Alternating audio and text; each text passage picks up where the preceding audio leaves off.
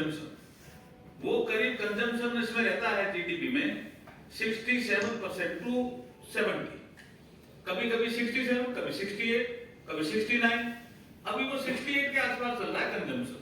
Covid के कारण थोड़ा इसमें 1-2% का वेरिएशन आया। दूसरा पार्ट है इसका आपका इन्वेस्टमेंट जीडीपी में पब्लिक भी होता है, प्राइवेट भी होता है, इसमें तेजी आई है, ये 28 से 30% रहता है। ये ठीक हमारे हिसाब से ठीक आंकड़ों पे चल रहा है, कंजम्पशन, इन्वेस्टमेंट, और तीसरा पार्ट होता है नेट एक्सपोर्ट। एक्सपोर्ट हमारा कितना बड़ा है इन दिनों, हमने सारे टारगेट अचीव किए, इवन क्रॉस किया हर चीज को एक्सपोर्ट में। तो जब जीडीपी के 3 भाग हैं, इनके समझ में नहीं आ रहा है कि जीडीपी इतनी डाउन चलेगी, तो फिर कोविड में कंजम्पशन ही कम हो गया था, लेकिन कितना वापस हमने राइज किया। और अगर यूपीए आप एनडीए दोनों की तुलना करेंगे तो हमारा जीडीपी का लेवल इतना स्ट्रॉन्ग मेरे ख्याल में पिलर पे खड़ा है। हमारी इकोनॉमी, आपने सही कहा, 5वें स्थान पे हम पहुंच गए। जिस ब्रिटेन ने हमारे पे शासन किया उसको पछाड़ कर दिया, और आने वाले समय में आईएमएफ भी कह रहा है, वर्ल्ड बैंक भी कह रहा है, और रेटिंग एजेंसी कह रही है कि 2030 पे India 3rd largest economic power बनेगा। ठाकुर रविंद्र सिंह जी, मेरे 2 सवाल हैं। पहला है कि सर कि आप संस्कृति मंत्रालय देश में जो सांस्कृतिक उत्थान करने की कोशिश कर रही है, अपने तरफ से अपने आंकड़े भी दिखाए, तो दूसरी तरफ भारत की कई तरह की जो हमारी संस्कृति है उसको भी खत्म करने की कोशिश की जा रही है। पहचान छुपाकर जो लव जिहाद किया जाता है, ये इस पर आप क्या कहेंगे? जिस तरह पहचान छुपाया जाता है, शादी की जाती है, लव जिहाद किया जाता है एक खास वर्ग द्वारा, बहुसंख्यकों के साथ, खासकर हिंदू महिलाओं के साथ। और दूसरा है सर कि आप 9 साल में इतना उत्थान किए, लेकिन विपक्ष कह रहा है कि हम एकजुट होकर 2024 में मोदी सरकार को बाहर कर दिया। पहला वाला वो दोनों मिले हुए कुछ नहीं है आपके, थोड़ा अलग अलग है। ऐसा ना हो कि इसमें जो संस्कृति के सारे हमारे सवाल तो मैंने पहले ही हमारे संस्कृति को जो मंत्रालय काम कर रहे हैं बहुत मेहनत से। देखिए, मैं संसदीय कार्य का काम भी देखता हूँ और आप मुझे रोज देखते होंगे। हमारी संस्कृति का पार्ट है कि हम सभ्य तरीके से बात करें। अगर हमें हाउस में भी करनी है तो हम अपशब्दों का प्रयोग करेंगे तो असंसदीय हो जाता है। और वो जो जिनका आप जिक्र कर रहे हो, वो तो पब्लिक मीटिंग में असंसदीय शब्द बोलते हैं, पूरे समाज के लिए भी गाली निकाल देते हैं। वो ऐसे लोगों का, जिसमें सम्मिलित हो रहे हैं दिल्ली के मुख्यमंत्री भी और राहुल गांधी जी, एक हो रहे हैं। अब पता नहीं एक है कि नहीं, ये तो पता नहीं, लेकिन इस मामले में असंसदीय शब्द बोलने में एक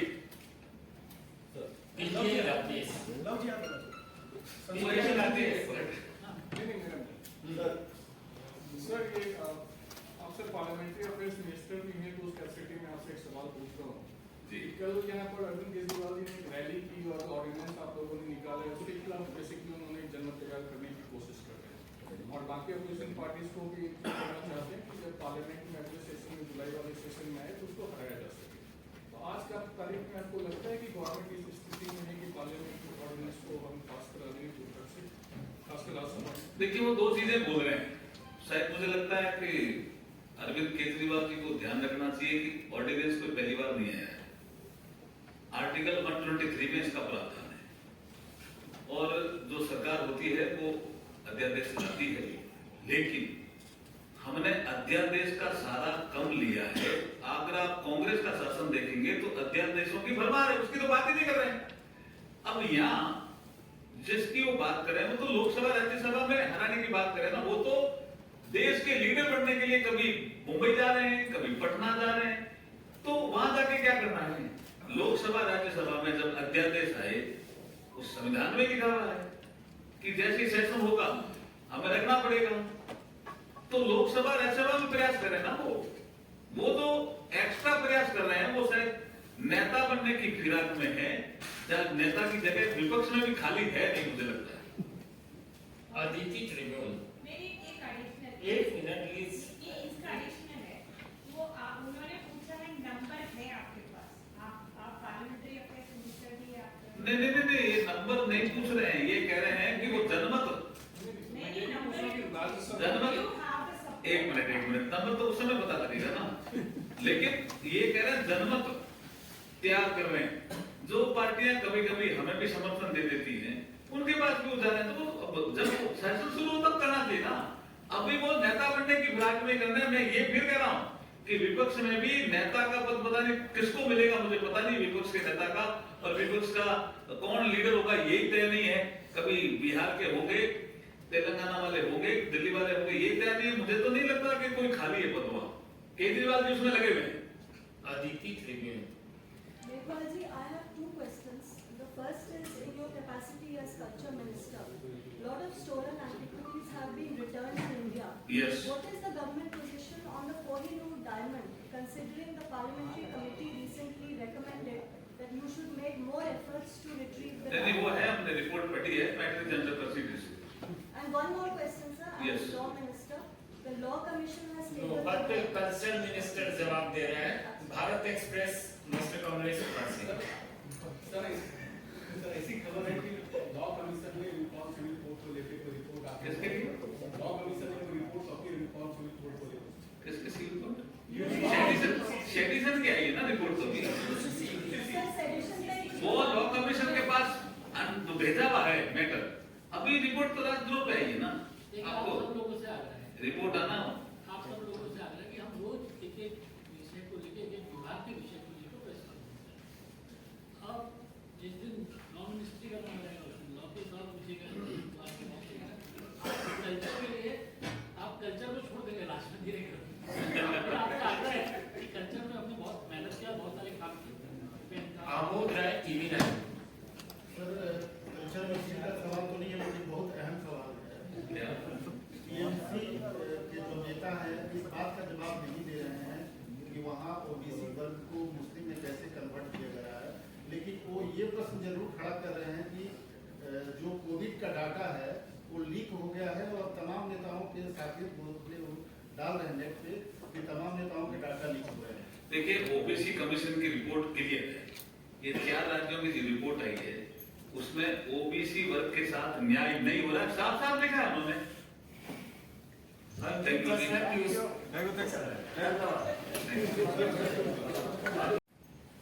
और जो आपने पहला सवाल किया उसके पीछे छुपा हुआ है तुष्टीकरण, क्योंकि इस सरकार की नीति ही तुष्टीकरण है। वोट बैंक की राजनीति के कारण राजस्थान की हालत लॉ एंड ऑर्डर में भी, गवर्नेंस में भी, डेवलपमेंट में, सब में खराब होगी। संजय शर्मा लोकमत। सर मेरा आपसे सवाल है, प्रधानमंत्री नरेंद्र मोदी जी का स्कूल का किस तरीके से इसने एसआई ने अपने हाथ में लिया है और इसको किस तरीके से स्मारक बनाने का प्रयास कौन सा स्कूल? बटनगर, ओके। प्रेरणा स्कूल नाम दिया है उसको। प्रधानमंत्री जी जहां पटेल उस स्कूल को डेवलप किया है और उस स्कूल को डेवलप करके पूरे देश में हम जो टूर कराएंगे, जो पढ़ने वाले स्टूडेंट है, देखिए इस जगह से प्रधानमंत्री उठे, इस स्कूल में पढ़े, इससे प्रेरणा प्राप्त कर, उसका नाम ही हमने प्रेरणा स्कूल दिया है और वो करीब काम पूरा हो गया है। आप भी कभी वडनगर जाके देखेंगे, बहुत सुंदर उस स्थान को भी है, सबने देखा भी है। तो साउथ में तो बहुत बड़ा जश्न भी आदिवासी जो 22 हमारे जो लोग हैं उनके मनाया गया, हर जगह मनाया गया। लेकिन कांग्रेस ने कहा पहले तो हुआ ही नहीं, फिर वो चुप हो गए, हुआ। फिर उन्होंने इसको पता नहीं कहा लंदन में जाकर के हमारे राहुल गांधी जी ने क्या बोल दिया, कोरोनेशन। अरे यार ऐसे क्या, कर्तव्यनिष्ठ है ना, ये कर्तव्यनिष्ठ की भावना से हम काम करें, ये इसका सिंबल है और भारतीय संस्कृति है, भारतीय पुरातन ज्ञान है। इसका क्यों विरोध कर रहे हो? फिर हमारे समझ में नहीं आ रहा। फिर का ये क्या वो ब्राह्मणवाद को बढ़ावा दे रहे हो? तो ये भी किसी ने, कांग्रेस के नेता ने कहा, बाद में पता चला ये सारे नॉन ब्राह्मण हैं। तो इसका मतलब कांग्रेस बिना किसी तैयारी के नरेंद्र मोदी जी के अच्छे कामों की आलोचना करती है, उसी का ये भाग है। बाकी उन्होंने कोई तैयारी नहीं की इसमें। रविकांत राय, टाइम्स नाउ भारत। देवल जी, मेरे 2 सवाल हैं। आप राजस्थान से आते हैं, एक फिल्म आ रही है अपने 90s की, सर्वचिस्ती ने एक विवादित बयान दिया, उस पर आपकी टिप्पणी क्या है? दूसरा सवाल ये है कि बैकवर्ड कमीशन ने एक रिपोर्ट तैयार की, आप राजस्थान से आते हैं, वहाँ पर मुस्लिम कम्युनिटी में जो ओबीसी के अंतर्गत आते हैं उसकी संख्या बहुत ज़्यादा बढ़ाई गई है और रिपोर्ट में ये पाया गया है कि ये गलत तरीके से किया गया है। देखिए, पहले मैं आपके पहले सवाल का जवाब, दूसरे सवाल का जवाब पहले दूंगा, फिर दूसरे का दूंगा। देखिए, ओबीसी कमीशन राष्ट्रीय पिछड़ा वर्ग आयोग समय समय पर राज्यों के दौरे करता रहता है। अभी जो रिपोर्ट आई है वो 4 राज्यों से संबंधित है, उसमें राजस्थान भी है। हमारे ऐसे 8 जिले हैं जो ट्राइबल डोमिनेटेड है, जिसमें बांसवाड़ा होगा, डूंगरपुर है, प्रतापगढ़ है, चित्तौड़ है, आबू रोड के कुछ पार्ट है। ये इन जिलों में क्या किया इन्होंने कि ओबीसी के सर्टिफिकेट नहीं बढ़ा रहे, और किसी का सर्टिफिकेट बढ़ गया तो उसमें प्रावधान है कि आप क्रीमी लेयर में आ गए क्या, तो क्रीमी लेयर में नहीं आए हो तो उसका सर्टिफिकेट लेके आओ। अब किसी ने बैंक में अप्लाई किया, अब सर्टिफिकेट ही नहीं, जब किया पहले सर्टिफिकेट था तो उनका आपका टाइम पास हो गया, आप इसको नया रिन्यूअल करा के लाओ, तो उन्होंने रिलीव, इनका तो रास्ता सुगम किया गया। ये भी इसी कालखंड की देन है। आबू धाबी में स्वामीनारायण मंदिर, ये भी इसी कालखंड का। मैं जहां राजस्थान से आता हूं, मानगढ़ धाम और जलियांवाला बाग का पुनर्निर्माण हुआ, प्रधानमंत्री जी ने खुद ने लोकार्पण किया। और मानगढ़ धाम, फिर मैं कहता हूं ये अनसंग हीरो का एक पार्ट है। जैसे हमने दुर्गा भाभी का जिक्र किया, ऐसे मैं मानगढ़ धाम का भी जिक्र करना चाहता हूं आपके सामने। 1913 का वह दिन, अंग्रेजों की गोली से एक ही दिन में कह रहा हूं मैं, अंग्रेजों की गोली से एक ही दिन में 1500 से ज्यादा आदिवासी समाज के पुरुष, महिला और बच्चे मारे गए। लेकिन कौन जानता है, इतिहास में इनका किसी ने दर्ज कर दिया कि ये वीरों का विद्रोह था। ये विद्रोह था, वो लड़े थे देश के लिए। क्या हम अंग्रेजों के इस कानून को नहीं मानेंगे? उसको विद्रोह करके कह दिया। प्रधानमंत्री नरेंद्र मोदी जी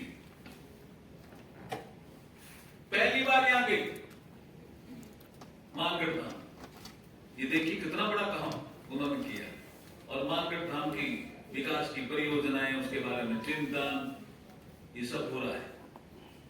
आप देखेंगे कि एक बड़ा काम और हुआ है संस्कृति मंत्रालय के द्वारा। आपको लगता है कि ये जो मूर्तियां चोरी हो जाती थी, ये तस्करी के लोग, तस्कर कितने होते थे और हमारी संस्कृति को नष्ट करते थे, हम कोई बहुत बड़ा उसमें पैरवी नहीं करते थे, हल्की पैरवी करके छोड़ देते थे।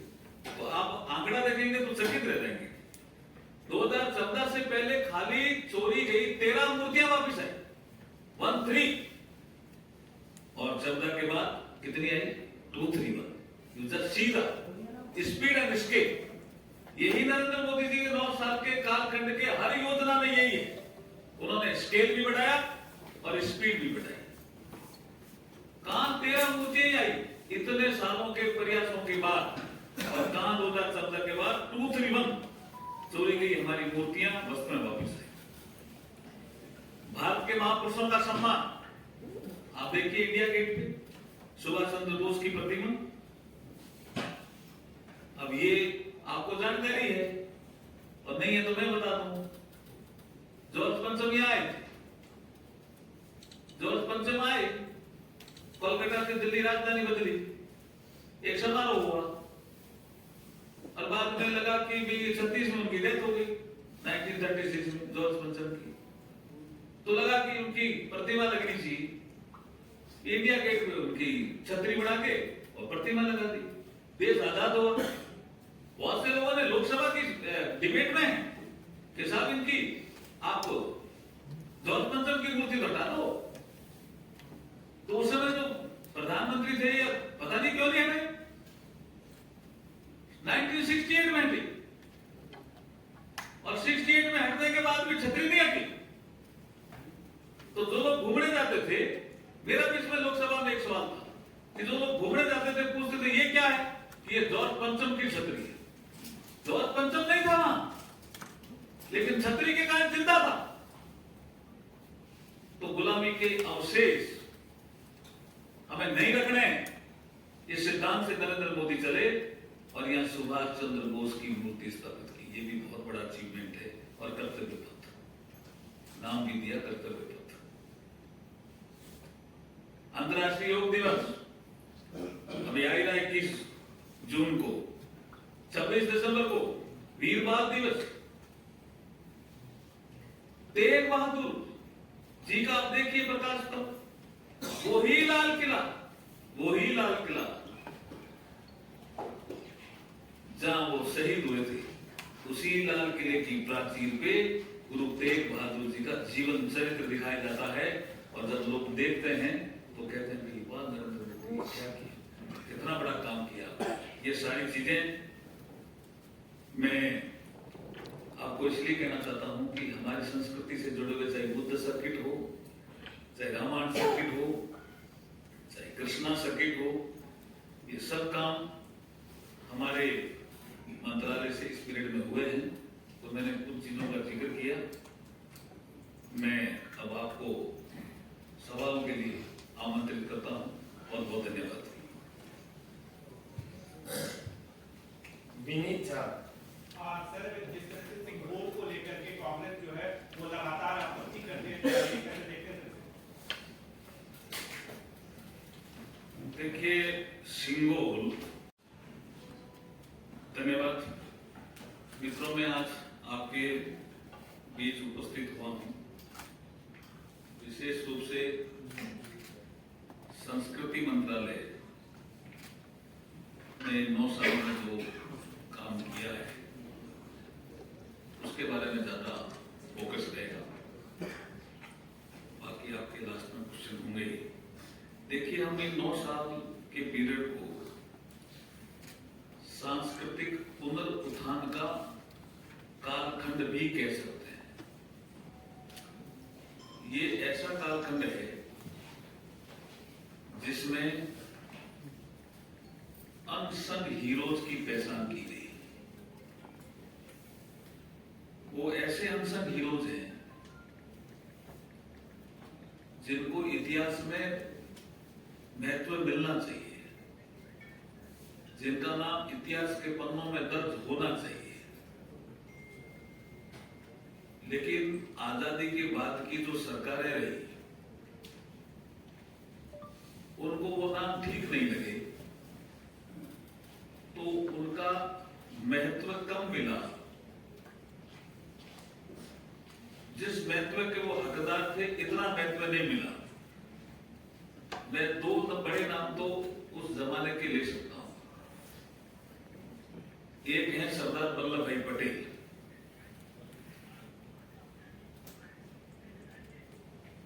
उनके साथ आप सबको पता है कि वो मान और सम्मान जो नहीं मिला।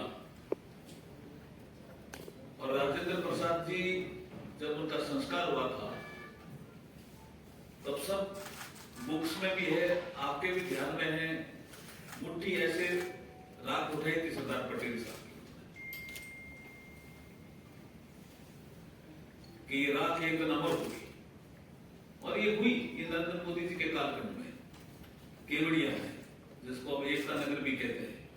182 फीट ऊंची प्रतिमा बना करके नरेंद्र मोदी जी ने वो मान और सम्मान सरदार पटेल जी को दिया, जिसके वो हकदार थे।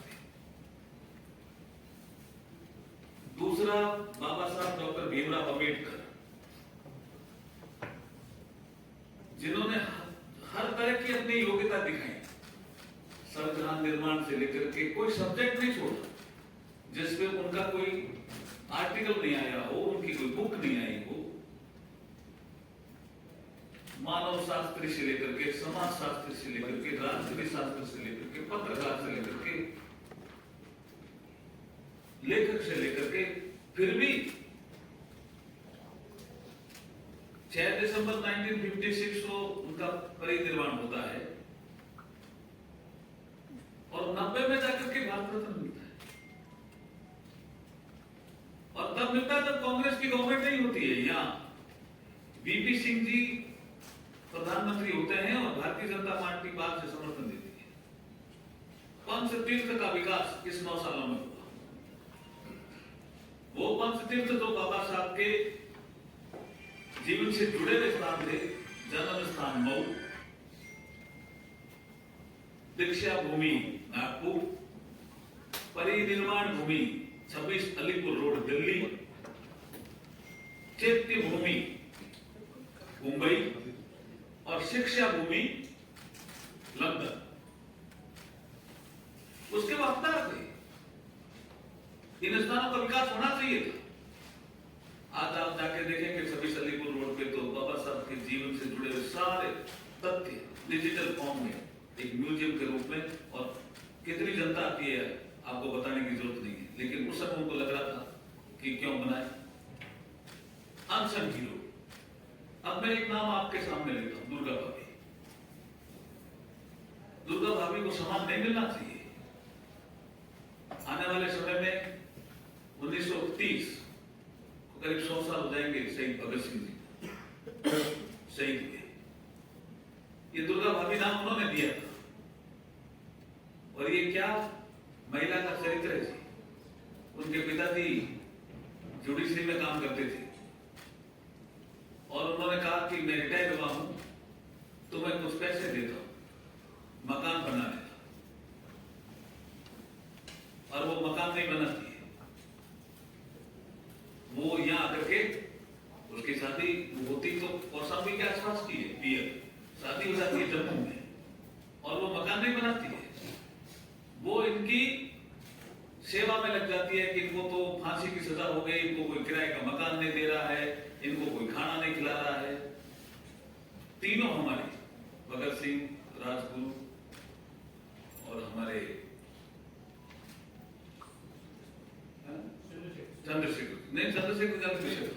सुखदेव जी। चंद्रशेखर जी को तो बंदूक लेके दी दुर्गा भाभी ने, ये आपकी जानकारी के लिए दे रहा हूं। देखिए इतना बड़ा काम करने के बाद पिताजी पूछते हैं कि तुमने मकान बना लिया, कि मैं उस मकान की नींव रख रही हूं, तो भारत जब आजाद होगा तो बहुत बड़ा मेरा मकान बन जाएगा। भगत सिंह पूछते हैं ये पैसा कहां से लाती हो? बोला मेरे पिताजी ने दिया मकान का। तो मकान क्यों नहीं बना रही? बोला बना रही हूं ना। ये सारे नए कपड़े, भगत सिंह जी कहते थे मुझे तो फांसी होने वाली है, राजगुरु भी ये कहते थे, सुखदेव भी ये कहते थे फांसी होने वाली है, कपड़े नए क्यों ला रहे? लेकिन इतिहास के पन्नों में नाम नहीं है दुर्गा भाभी का। अनसन हीरो है गई। सारा पिताजी ने जो पैसा दिया इन क्रांतिकारी जो अंग्रेजों से लड़ रहे थे देश की आजादी के लिए, उनकी सेवा में लगा दिया। खाने में, कपड़े में, किराए में, सब। क्या उनका नई पीढ़ी जाने नहीं कि क्या थी दुर्गा भाभी? तो हमने नेशनल स्कूल ऑफ ड्रामा से उनका एक ड्रामा बनाया और कई जगह दिखाए। ये है दुर्गा भाभी का चरित्र। और नई पीढ़ी ने देख करके कईयों के आंसू आ गए जब हमने देखा कि इस तरह के लोग इतने भावुक हुए कि हमें तो पता ही नहीं था दुर्गा भाभी का नाम। ये नरेंद्र मोदी जी ने आते दुर्गा भाभी का चरित्र जनता के सामने दिया। ये विशेष कालखंड है। हम देखिए हर घर तिरंगा ये जनता ने उठाया, लेकिन ये संस्कृति मंत्रालय उसका नोडल मिनिस्ट्री था। किसी ने कहा कि झंडे कहां से मिलेंगे, किसी ने कहा कि कोई लगाएगा कि नहीं लगाएगा। आपने देखा होगा, मैं अभी देखता हूं गांव में जाता हूं तो झोंपड़े में आज भी लगे हुए झंडे। जनता ने किस तरह से लिया हर घर तिरंगा अभियान को। और जितने भी हमारे एएसआई के जो मॉन्यूमेंट्स थे, सब जगह इसकी शुरुआत हुई। नहीं तो मॉन्यूमेंट्स भी कई बार पता नहीं कौन सा मॉन्यूमेंट्स है, कितना महत्व का है, जनता को जानने को मिला कि ये मॉन्यूमेंट्स इतना इंपॉर्टेंट है, इसकी ये महत्वता है, कुंभलगढ़ क्यों फेमस है। ये सब चीजें जो सांस्कृतिक पुनरुत्थान से जुड़ी हुई थी, ये इसी कालखंड में। और मात्र सहयोग नहीं है, श्री राम मंदिर का निर्माण भी इसी कालखंड में हो रहा है। काशी भव्य बनी, ये भी मात्र सहयोग नहीं है। 354 अतिक्रमी थे वहां, कोई छोटा काम नहीं था। सबको पुनर्वास किया गया, कोई कोर्ट केस नहीं हुआ, जितना मुआवजा से दिया गया और काशी को भव्य बनाया गया। उज्जैन महाकाल लोक परियोजना, ये भी कोई छोटा काम नहीं था। और केदारनाथ पुनर्वास विकास परियोजना, ये भी कोई छोटा काम नहीं था। सोमनाथ मंदिर का पुनर्निर्माण, ये भी कोई छोटा नहीं था। रामानुजाचार्य जो समानता की बात करते हैं, प्रधानमंत्री जी ने लाल किले के प्राचीर से उनके बारे में जिक्र किया कि वो इक्वलिटी के इतने बड़े महापुरुष हुए, उनके लिए स्टैच्यू ऑफ इक्वलिटी, ये भी इसी कालखंड की देन है। सिख तीर्थ यात्रियों के लिए करतारपुर साहिब कॉरिडोर, देश आजाद हुआ तब से सिख समाज के लोग कह रहे थे कि गुरु नानक के दर्शन करने के लिए वहां जाना है करतारपुर साहिब, और कॉरिडोर नहीं था। ये प्रधानमंत्री मोदी जी के कालखंड में हुआ। गुरु गोविंद सिंह जी का 350वां प्रकाश पर्व और गुरु नानक देव जी का 550वां